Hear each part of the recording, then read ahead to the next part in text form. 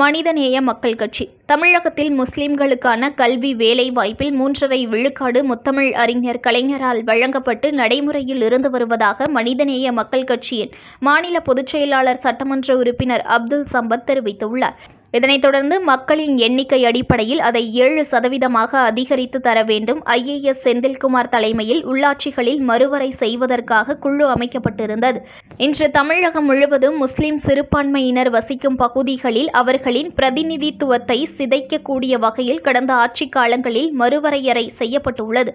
குறிப்பாக ஆம்பூர் 18 வார்டுகளில் வெற்றி பெற்று வந்த நிலையில் அதை 12ஆக குறைக்கப்பட்டுள்ளது. முஸ்லிம் வசிக்கும் பகுதிகளாக மாற்றப்பட்டுள்ளது.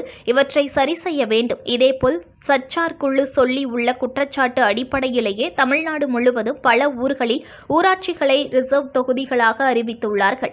ரிசர்வ் பகுதிகளாக அறிவித்துள்ள வாய்ப்புள்ள பகுதிகளை விட்டுவிட்டு முஸ்லிம்களின் சிதைக்கும் நோக்கத்தில் அவை நிகழ்ந்துள்ளது. இவற்றையெல்லாம் சரி செய்து திராவிட மாடலை பறைசாற்றக்கூடிய திராவிட அரசு உள்ளாட்சி பிரதிநிதித்துவத்தை நிலைநாட்ட வேண்டும். திருச்சியில் நடைபெற்ற இளைஞரணி செயற்குழுவில் தமிழகத்தில் போதை நடமாட்டம் அதிகரித்து இருப்பதும் அது இழந்தவன் வாழ்வை சீரழிப்பதையும் கண்கூடாக பார்த்து கொண்டிருக்கிறேன். அதை அரசாங்கம் மட்டுமே முழுமையாக ஒழிக்க முடியாது.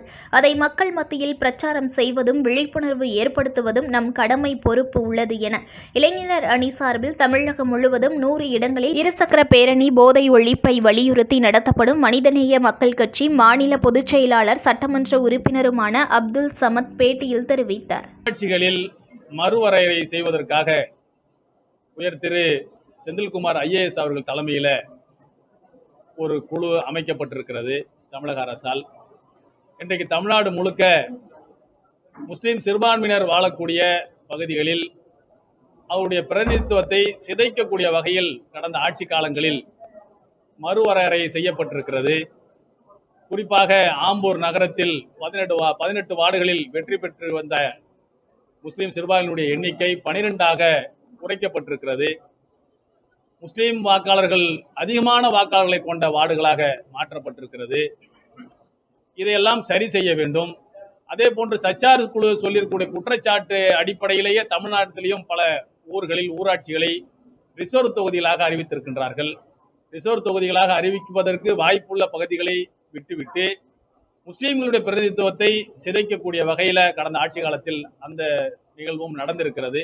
எனவே இதையெல்லாம் சரி செய்து சமூக நீதியை பறைசாற்றக்கூடிய திராவிட மாடல் அரசு சிறுபான்மை மக்களினுடைய உள்ளாட்சி அரசியல் பிரதிநிதித்துவத்தை நிலைநாட்ட வேண்டும் என்று மனிதநேய மக்கள் கட்சியின் சார்பில் கேட்டுக்கொள்கின்றோம். News1 தமிழை லைக் பண்ணுங்க, கமெண்ட் பண்ணுங்க, ஷேர் பண்ணுங்க, மறக்காம சப்ஸ்கிரைப் பண்ணுங்க.